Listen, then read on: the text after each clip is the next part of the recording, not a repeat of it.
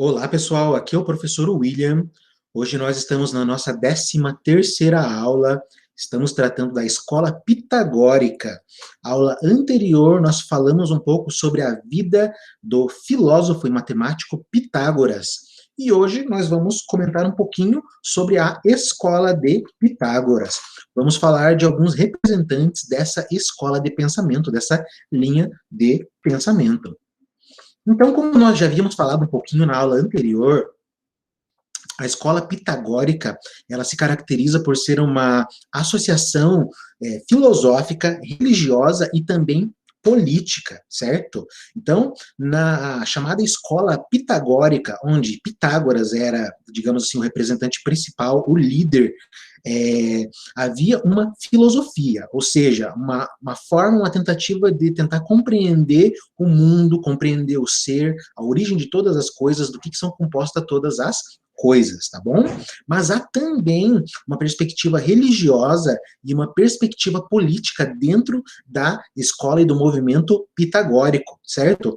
Quando a gente trata da questão religiosa, justamente, digamos assim, dentro da escola pitagórica, nós estamos tratando de uma forma, digamos assim, de uma teoria sobre a salvação.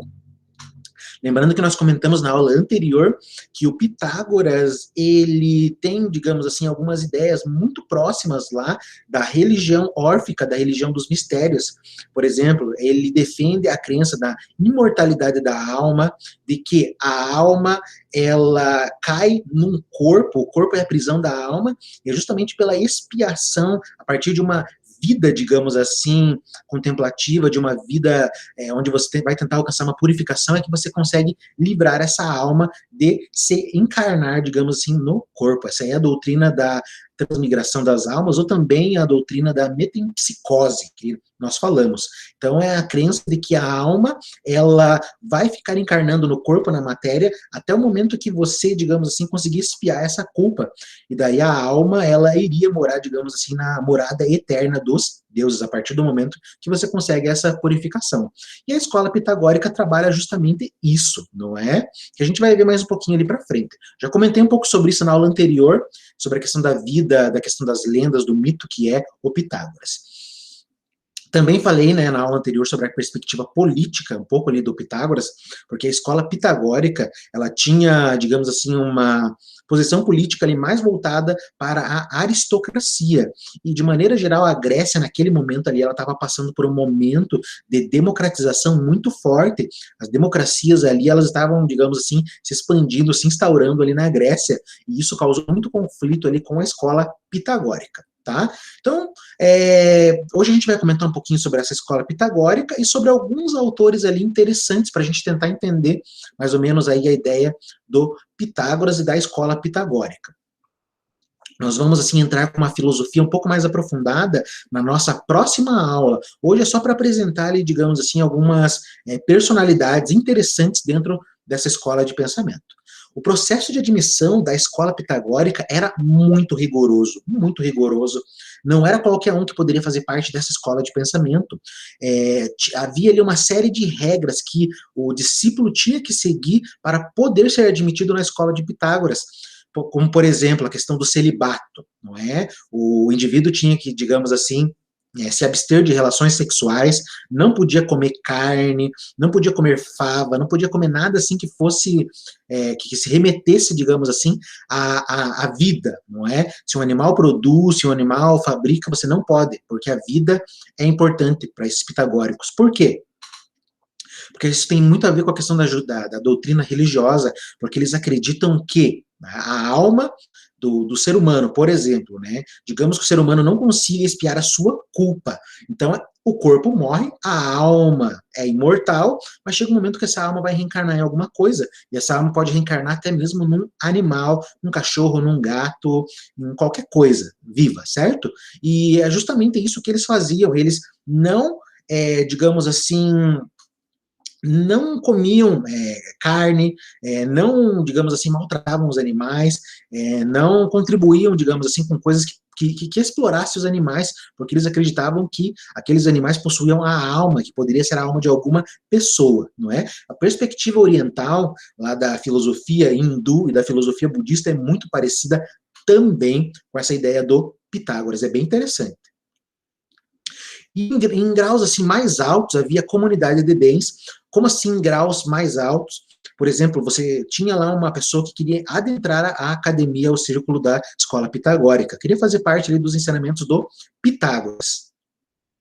Então havia um momento ali que a pessoa conseguia passar por esses testes, ela ia subindo, ela ia crescendo ali na escala, nos graus de dentro da escola, e daí quando chegasse no grau mais alto, era um grau assim que as pessoas compartilhavam os bens, não tinha nada assim, ah, esse bem é meu, esse bem é teu, não. Ali era uma comunidade onde os bens eram compartilhados com todo mundo.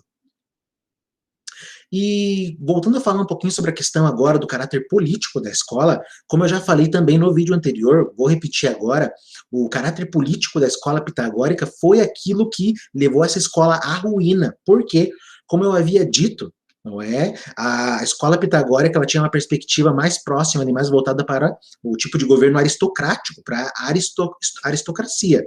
Mas, como havia um movimento muito forte de democracia surgindo ali na Grécia, as pessoas que defendiam a democracia viam Pitágoras e seus discípulos como uma ameaça, até por causa de todo o mito, de toda a lenda que tinha ali por trás do Pitágoras. Então essas pessoas começaram a incendiar as escolas pitagóricas, e os discípulos da escola pitagóricas, assim como Pitágoras, tiveram que fugir e ir para outras regiões ali mais longe da Grécia um pouco. Por quê? Porque na Grécia ali eles já não conseguiam mais espalhar os seus ensinamentos. Isso foi até interessante porque a doutrina de Pitágoras se espalhou muito para outras regiões, criando outras escolas, e mais tarde ela retorna ali para a região da Grécia. Então, após a dispersão das escolas pitagóricas da Grécia, eles saíram, eles foram embora, não é? Tem-se notícias de pitagóricos em outras regiões, e é sobre esses pitagóricos que eu vou falar um pouco para vocês, trazer um pouco aqui as ideias deles, tá? O primeiro, assim, pitagórico bem interessante é o Filolau de Crotona. Ele nasceu ali por volta de 470 e faleceu em 385 a.C. Ele está ali mais ou menos no período do Sócrates, no período do Platão.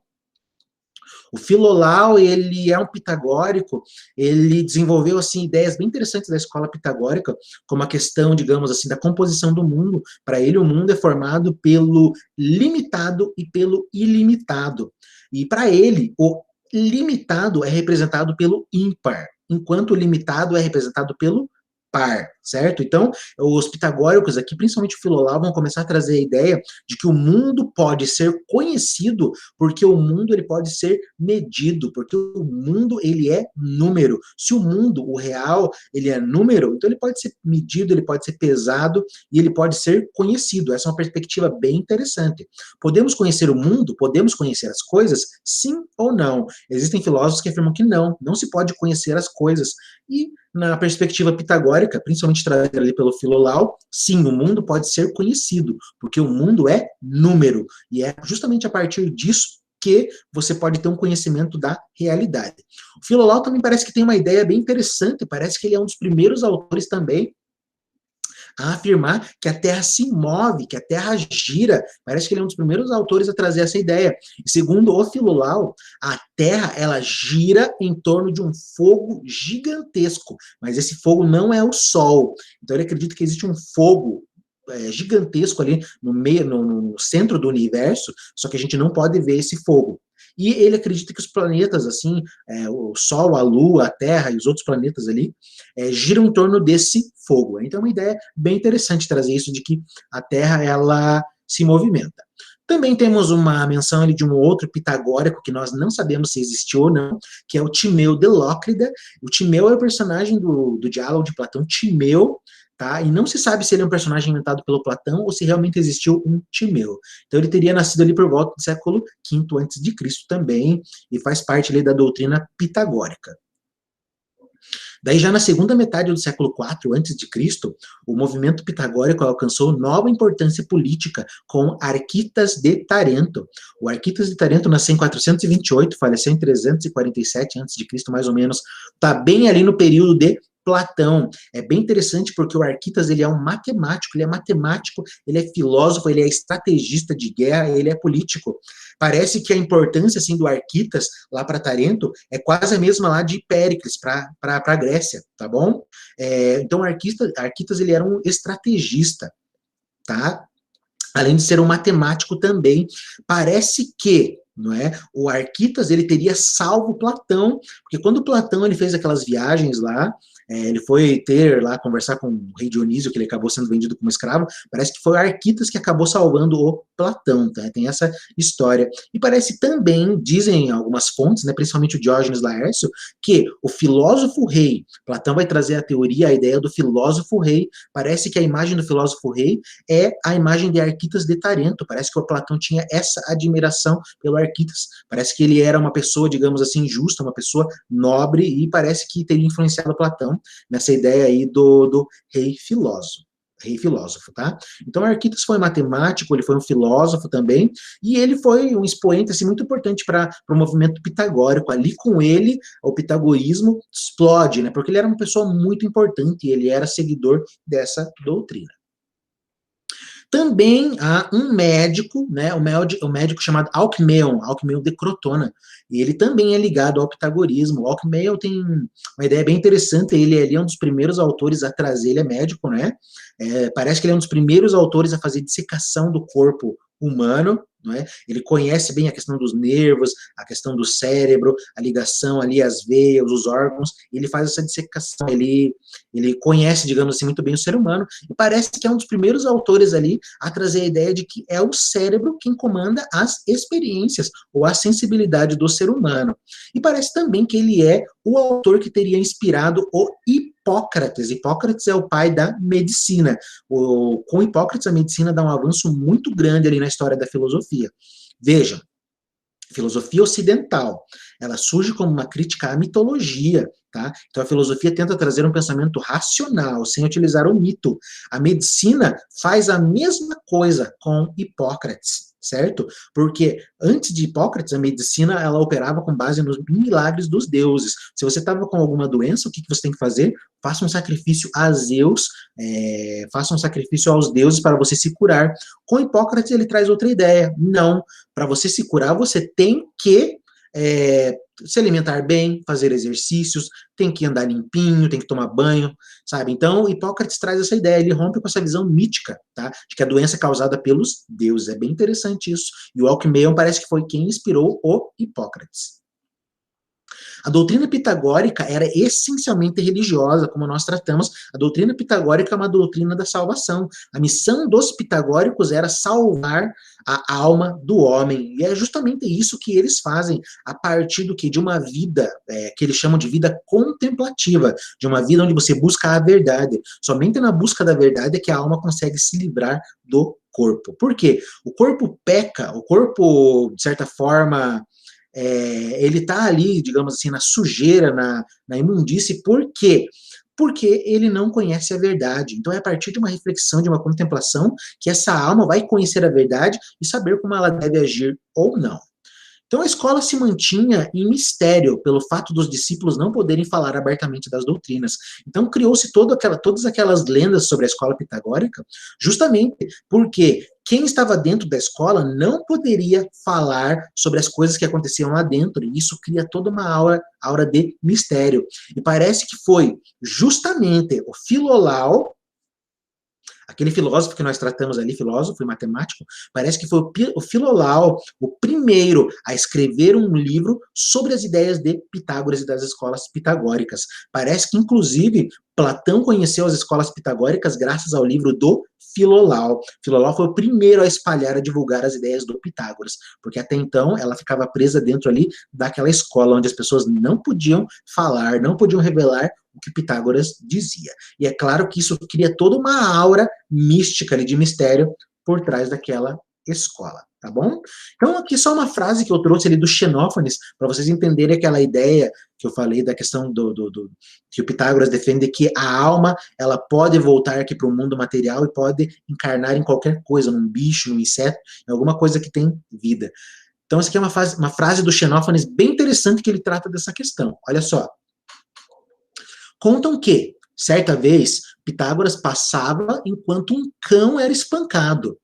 Teve compaixão dele e disse estas palavras: Para, não o espanques, porque é a alma de um homem que foi meu amigo. eu o reconheci ouvindo-o gemer.